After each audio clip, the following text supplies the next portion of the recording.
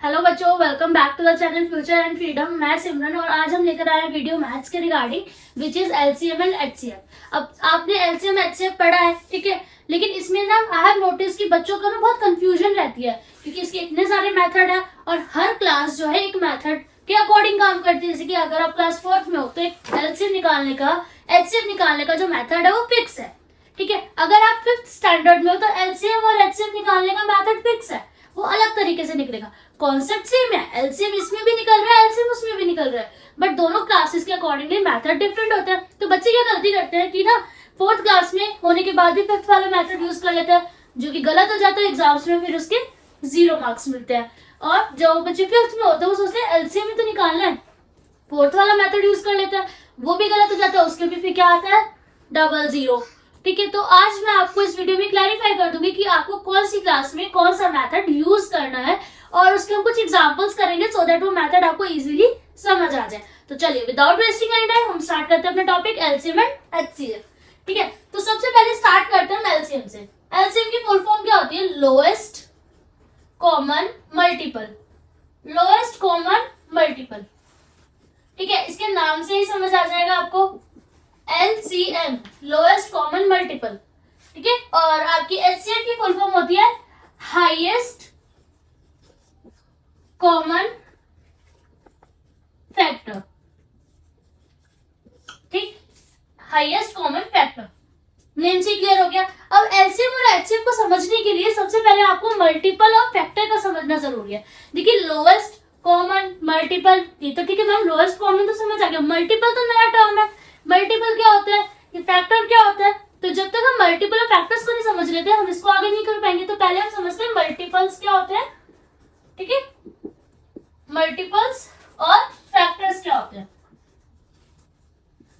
तो देखो मल्टीपल्स और फैक्टर्स ना समवेयर सिमिलर होते हैं, बट आपको ये जो नॉलेज है ना ये बहुत पकड़ में होनी चाहिए सो दैट आपके आगे की प्रोसेसिंग यानी कि आगे के क्वेश्चंस जो है वो इजीली सॉल्व हो जाए। मल्टीपल्स को हम बेसिकली समझ लेते हैं टेबल्स की फॉर्म में, कि जो हमारे टेबल्स है ना वो मल्टीपल्स है। सपोज अगर मैं बोलूं कि मल्टीपल ऑफ 5, तो 5 के मल्टीपल क्या हो गए, 5 का टेबल। ठीक है, तो मल्टीपल की जब भी बात करेंगे तो आप क्या करेंगे, आप टेबल्स को लेके चलेंगे अपने माइंड में कि अच्छा मल्टीपल पूछा है कि टेबल्स की बात कर रहा है। अब टेबल तो याद करने बहुत जरूरी है, वो आपको करने पड़ेंगे। ठीक है, और जब भी फैक्टर्स की बात करेगा तो फैक्टर्स क्या होता है, फैक्टर्स से बेसिकली डिविजिबिलिटी आती है कि डिविजिबल किससे है।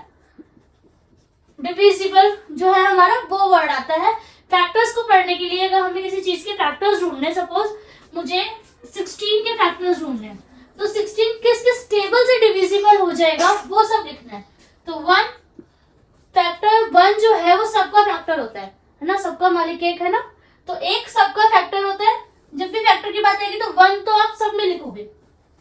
1 के बाद 2 के टेबल में आता है आपको 16, 3 में नहीं आता, आपका 4 के टेबल में आता है, 5 में नहीं आता, 6 में नहीं आता, 7 में, 8 में आता है, और 9, 10, 11, 12 और किसी में नहीं आता। उसके बाद किस में आता है आपका, सीधा 16 में।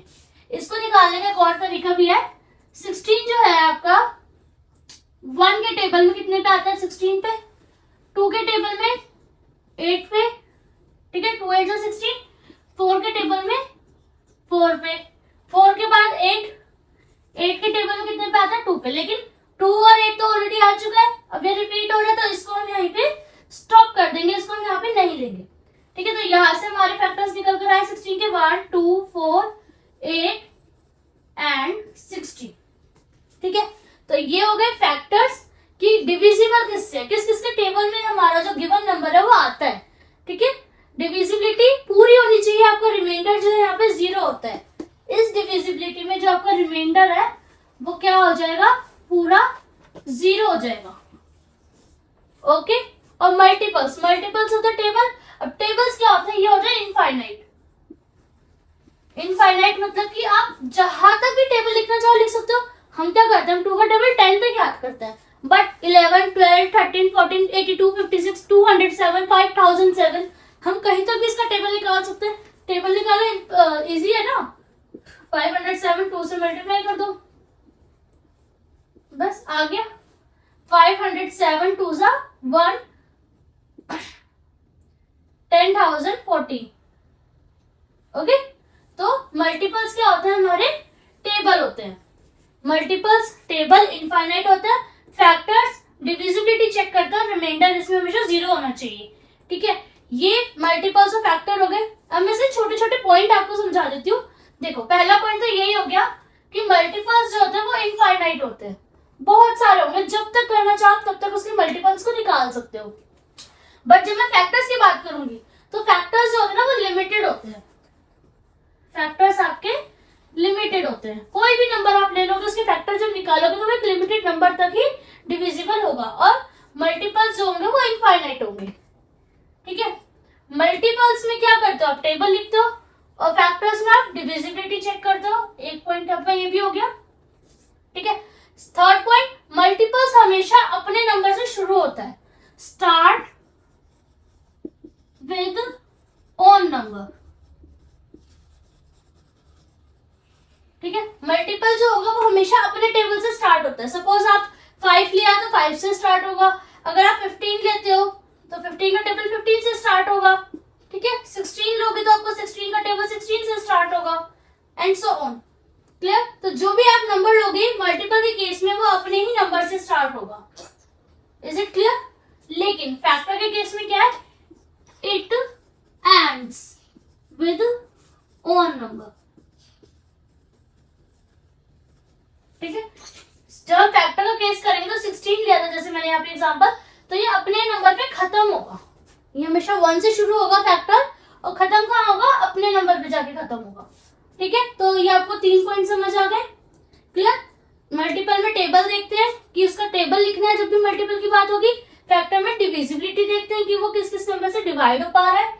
मल्टीपल्स इनफाइनाइट होते हैं, फैक्टर्स लिमिटेड होते हैं, मल्टीपल अपने नंबर से शुरू होता है, क्लियर, और फैक्टर अपने नंबर पे खत्म होता है। Is it clear? तो अगर मैं कोई भी एक नंबर ले लूं, ठीक है, सपोज करो मैंने 16 को ही ले लिया। ठीक है, तो मैं 16 नंबर लिया मैंने, मल्टीपल के केस में भी और फैक्टर के केस में भी। तो मुझे एक डिजिट ऐसी बताओ जो मल्टीपल भी है 16 का और 16 का फैक्टर भी है। तो जब भी ये क्वेश्चन आएगा ना तो हमेशा इस बात को ध्यान रखना कि वो नंबर जो 16 के मल्टीपल में भी आए और 16 का फैक्टर भी है, यानी कि वो नंबर कौन सा होगा, 16 इटसेल्फ, क्योंकि मल्टीपल क्या है, 16 से शुरू होंगे।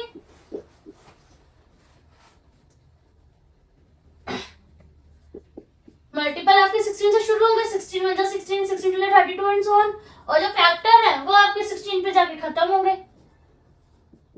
तो जो 16 है वही एक नंबर ऐसा है जो मल्टीपल भी है और फैक्टर भी है। तो जब भी ये क्वेश्चन आपको पूछा जाएगा कि right a number which is multiple and factor of the given digit, कोई भी डिजिट देगा कि इसका मल्टीपल भी और वो फैक्टर भी, तो वो डिजिट खुद ही एक नंबर ऐसा है जो अपना मल्टीपल भी रहेगा और अपना फैक्टर भी रहेगा। Is it clear? तो ये थे हमारे मल्टीपल्स और फैक्टर्स। तो चलिए बढ़ते हैं हमारे अपने टॉपिक की तरफ, एलसीएम एंड एचसीएम। एलसीएम यानी कि लोएस्ट कॉमन मल्टीपल। अब हमने मल्टीपल समझ लिया क्या होता है, तो लोएस्ट कॉमन मल्टीपल। अगर हम बात कर रहे हैं अभी क्लास 4 की, अभी हम बात कर रहे हैं क्लास 4 की, कि अगर आपका बच्चा या आप क्लास 4th में है तो आप एलसीएम कैसे निकालेंगे। ठीक है, तो सपोज करो उसने बोला है कि आपके पास नंबर है 16 ओके एंड 4, 16 एंड 4 आपके पास दो नंबर है, और उसने बोला कि फाइंड द एलसीएम। मैं लिख ही देती हूँ, फाइंड एलसीएम ऑफ 4 एंड 16। 4 और 16 का एलसीएम निकालना है, तो आप क्या करोगे, सबसे पहले लिखोगे मल्टीपल्स ऑफ 4 मल्टीपल्स ऑफ 16। 4 के मल्टीपल 4, 8, 12, 16, 20, 24, ठीक है, एंड 28। और आगे भी है, कितना भी लिख सकते हो, मल्टीपल्स तो इनफाइनाइट है, तो आप इतना ही लिख दो।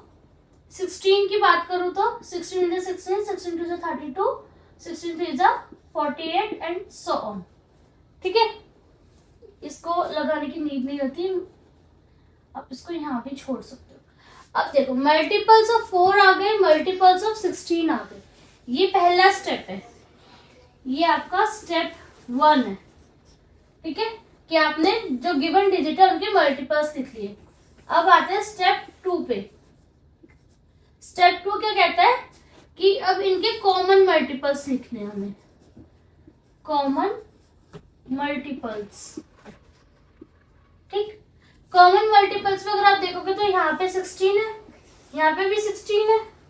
कॉमन मल्टीपल क्या है, जो कॉमन हो इन दोनों में, दोनों मल्टीपल्स में जो वैल्यू कॉमन है वही हमारी क्या है, कॉमन मल्टीपल्स। तो कॉमन मल्टीपल्स में आ गया 16। अब स्टेप 3 LCM।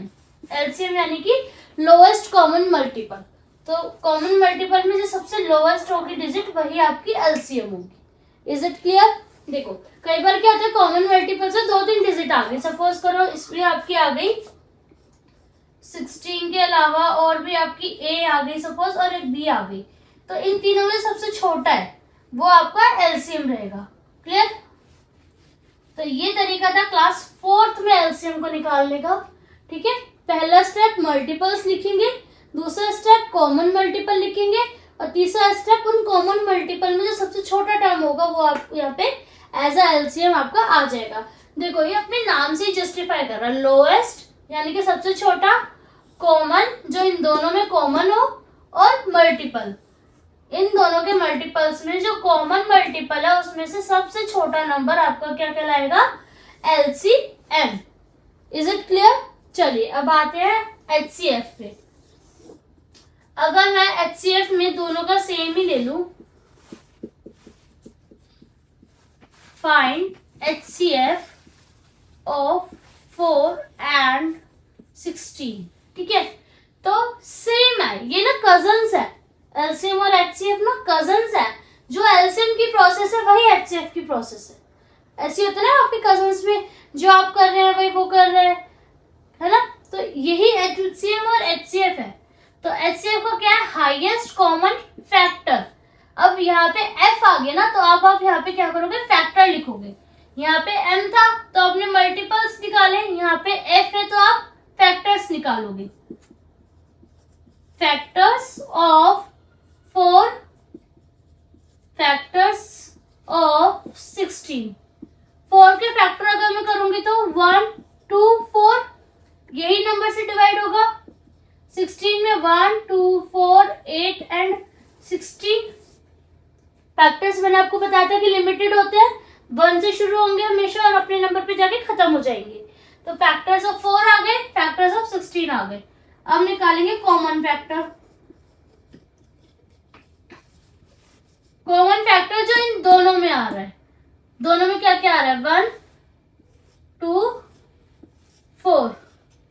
तो 1, 2, 4 कॉमन फैक्टर। अब क्या है, HCF का फुल फॉर्म पे आओ दोबारा, highest common factor. Common factor निकाल लिया, लेकिन जो कॉमन फैक्टर में भी हाईएस्ट है वो हमारा क्या हो जाएगा, HCF। HCF क्या हो जाएगा, जो हमारा हाईएस्ट कॉमन फैक्टर है यानी कि 4 है यहाँ पे, तो HCF की वैल्यू क्या आएगी, 4। तो देखेंगे LCM में क्या आया, 16, और जब मैंने उन्हीं दो नंबर का HCF निकाला तो वैल्यू क्या आ गई, 4।